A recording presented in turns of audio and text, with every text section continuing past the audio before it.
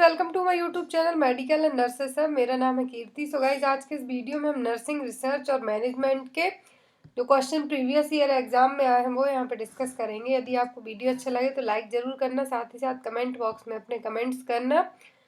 और मैं आपको बता दूं कि जो हमने नॉर्सेट 500 MCQs की सीरीज स्टार्ट की है वो भी हम कंटिन्यू करेंगे।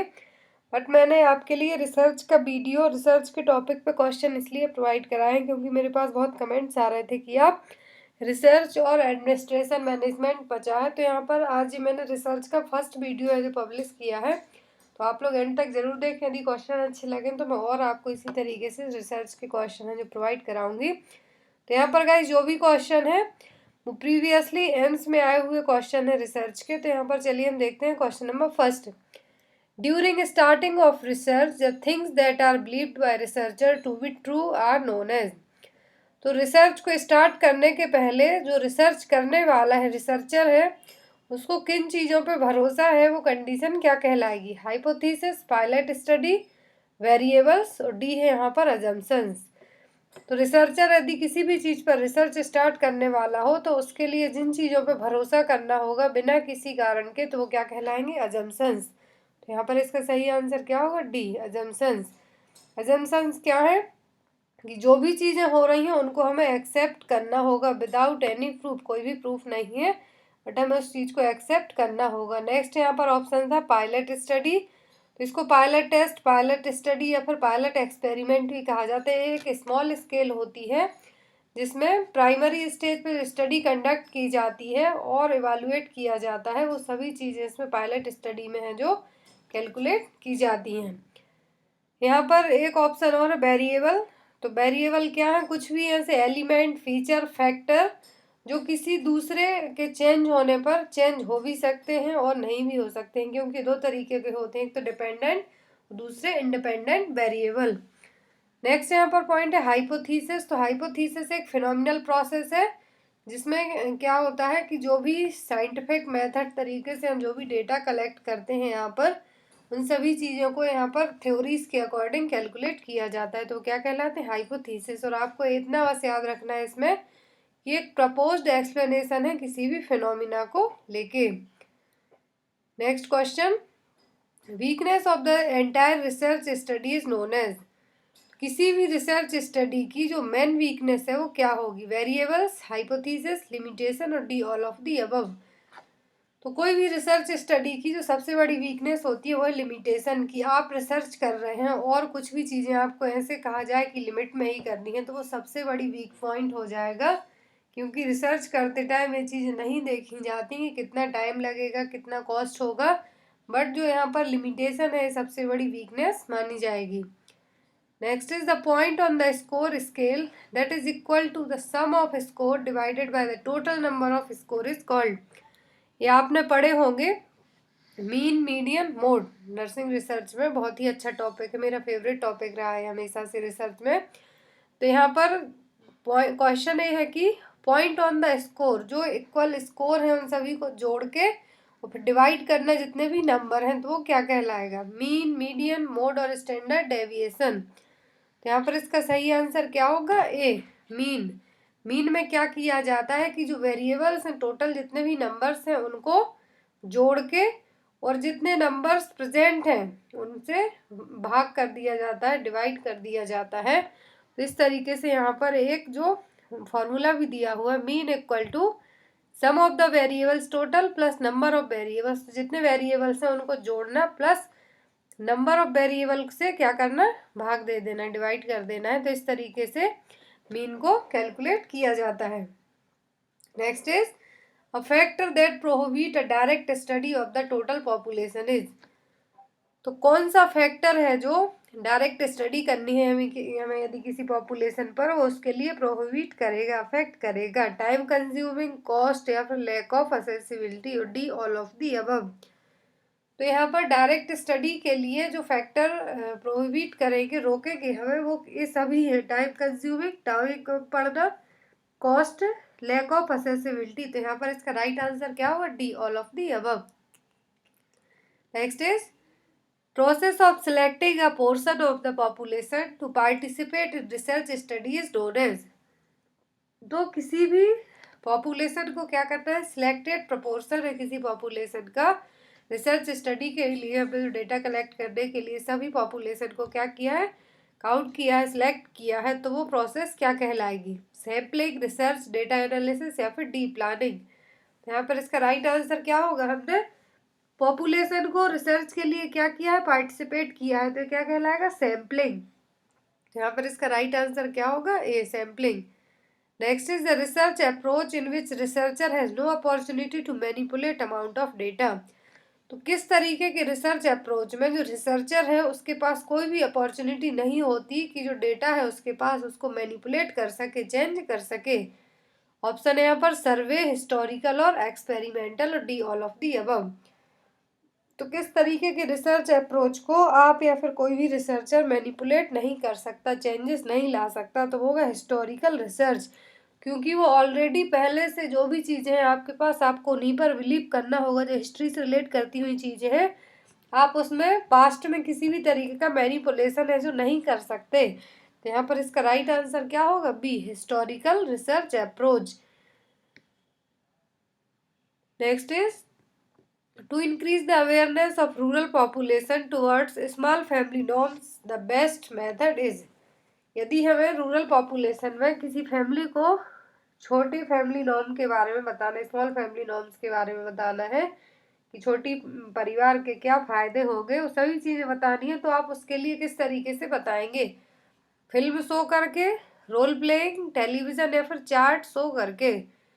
तो बेस्ट तरीका रहेगा किसी स्मॉल फैमिली के लिए, एक जो फैमिली है उसको स्मॉल फैमिली नॉर्म्स के बारे में बताने के लिए कि छोटा परिवार सुखी परिवार, जो आपने एक बात सुनी होगी, तो उसको आप किस तरीके से बताएंगे, तो आप उसके लिए रोल प्ले करके है जो बता सकते हैं। आपने कॉलेज में, स्कूल में बहुत सारे रोल प्ले किए होंगे, तो ये वही है यहाँ पर कि किसी को यदि कुछ समझाना है तो उसके सामने डायरेक्ट उसी तरीके से रोल प्ले करो, एक्ट करके बताओ उनको किस तरीके से ये फायदे होंगे। यहाँ पर इमेज भी दी हुई है, जो कार्टून्स इमेज है, यहाँ पर बच्चे शो कर रहे हैं, तो ये रोल प्लेइंग है। Next is retaining permanent change in behaviour that occurs as a result of prior experience is known as. तो retaining permanent change in behaviour that occurs as result of prior experience, ऐसी चीज़ें जो हमारे behaviour को permanently change करें, और साथ ही साथ वो चीज़ें हमने कैसे सीखी हो, अपने प्रीवियस एक्सपीरियंस से, तो वो क्या कहलाएंगी, education, learning, aptitude, D none of the above. Generally हम नई चीज़ें कैसे सीखते हैं, कुछ भी पुराने एक्सपीरियंस से, कुछ भी पास्ट में हमारे साथ ऐसी घटनाएं घटी हैं जिनसे हम कुछ नया सीखने को मिलता है। तो यहाँ पर इसका राइट आंसर क्या होगा, बी, लर्निंग। लर्निंग एक ऐसी चीज़ है जिसको हम जो दूसरे काम कुछ हमने ऐसे किए हो जिसका हमें प्रीवियस से एक्सपीरियंस रहा हो, तो हम वो काम दोबारा करने का सोचेंगे भी नहीं, तो क्या कहलाएगा, लर्निंग।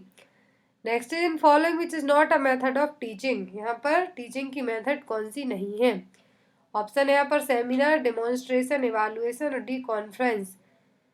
तो टीचिंग मेथड इनमें से जो नहीं है वो है एवेल्युएशन, बाकी seminar, demonstration, conference, role playing, ये सभी टीचिंग मेथड में आ जाएंगी। लेक्चरर मेथड है जो बेस्ट मेथड मानी गई है टीचिंग के लिए। तो यहाँ पर अकॉर्डिंग टू ऑप्शन की बात की जाए तो राइट आंसर क्या होगा, सी, एवेल्युएशन है जो टीचिंग मेथड नहीं है। Next is in an interview the type of question which give the complete freedom the respondents to frame their answer is. कोई एक इंटरव्यू होना है, उसमें आपको इस तरीके के क्वेश्चन दिए जाएं कि आपको पूरी आज़ादी हो कि आपको आंसरिंग है जो किस तरीके से करनी है। ऑप्शन है यहाँ पर objective type question, open ended question, MCQs मतलब कि मल्टीपल चॉइस क्वेश्चन, और क्लोज एंडेड क्वेश्चन। तो यहाँ पर आपका इंटरव्यू हो रहा है, आपको इस तरीके के क्वेश्चन दे दिए कि आपको कंप्लीटली फ्रीडम है कि आपको आंसर को किस तरीके से रिस्पॉन्ड करना है उस फ्रेम में। तो एमसीक्यूज में तो मल्टीपल चॉइस क्वेश्चन रहेंगे, आप किसी एक को चुन सकते हैं। ऑब्जेक्टिव टाइप में भी सेम रहेगा, और जो क्लोज एंडेड रहेंगे उसमें आपके लिए एक लिमिटेड टाइम रहेगा, लिमिट में सभी चीज़ें बताई जाएंगी, बट यहाँ पर है कि आप फ्री हैं अपने आंसर देने के लिए, तो वो क्या कहलाएगा, वो कहलाएगा open ended question. Open ended question में क्या होता है कि आपको आंसरिंग है जो यस या नो में नहीं करनी पड़ेगी, बल्कि एक समरी बेस में, एक स्टेटमेंट या फिर एक फ्रेजेस में आपके लिए क्या करना पड़ेगा, अपनी आंसरिंग करनी पड़ेगी। और जो चीज़ें क्वेश्चनायर को पता हो, जो जिसने क्वेश्चन बनाए हैं उनको पता हो, लेकिन वो आपके आइडियाज़ को, आपके नॉलेज को चेक करने के लिए इस तरीके से कुछ क्वेश्चन करें जिसके लिए आपको फ्री रखा जाए, तो क्या कहलाएंगे? Open ended question. Next is a group of people organised for a particular purpose is known as. तो एक ग्रुप है लोगों का, वो किसी एक काम के लिए, एक पर्पस के लिए कुछ ऑर्गेनाइज कर रहे हैं, तो वो क्या कहलाएगा? कम्युनिटी, सोसाइटी, इंस्टीट्यूशन या फिर डी एसोसिएशन। तो यहाँ पर ग्रुप ऑफ पीपल होता तो वो कम्युनिटी में आते, लेकिन यहाँ पर ग्रुप ऑफ पीपल है लोगों का, बहुत सारे लोगों का एक ग्रुप है, लेकिन वो किसी एक पर्टिकुलर पर्पस के लिए, एक मोटिव के लिए कुछ काम कर रहे हैं, ऑर्गेनाइजेशन कर रहे हैं, तो क्या कहलाएगा? वो कहलाता है एसोसिएशन। फिर is the right answer is D. Next is exogamy defined as. यहाँ पर मैंने इसका डायरेक्ट आंसर दिया है ताकि आप कंफ्यूज ना हो। तो एक्सोगेमी का मतलब क्या होता है? इसका मतलब होता है the custom of marrying outside a community, clan और ट्राइब।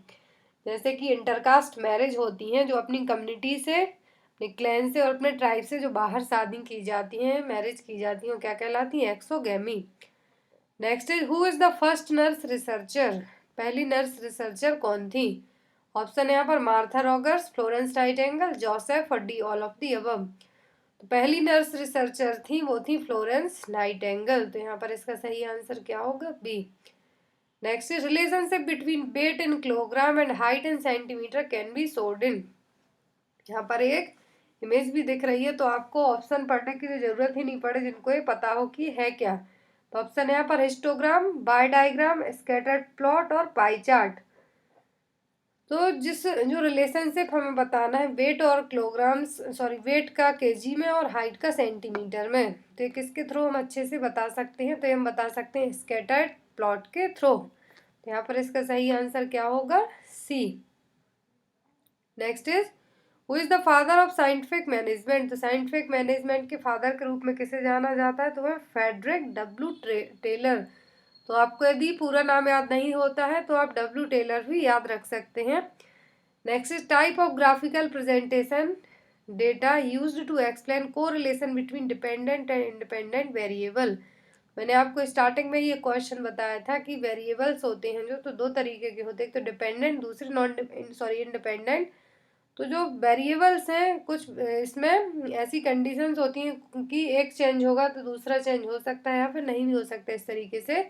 तो यहाँ पर क्या ग्राफिकल प्रेजेंटेशन रहेगा? इन दोनों वेरिएबल्स के बीच का कोरिलेशन है, बता सकता है, अच्छे से एक्सप्लेन कर सकता है। तो ऑप्शन है पर फ्रीक्वेंसी पॉलीगॉन, बार डायग्राम, स्कैटर पायलट और हिस्टोग्राम। तो यहाँ पर अभी हमने इसी के जैसे सेम एक क्वेश्चन देखा है जिसमें हाइट और वेट को हमें बताना है, तो सेम यहाँ पर वही है कि वेरिएबल्स को किस तरीके से कोरिलेट करके देख सकते हैं। तो होगा स्कैटर पायलट।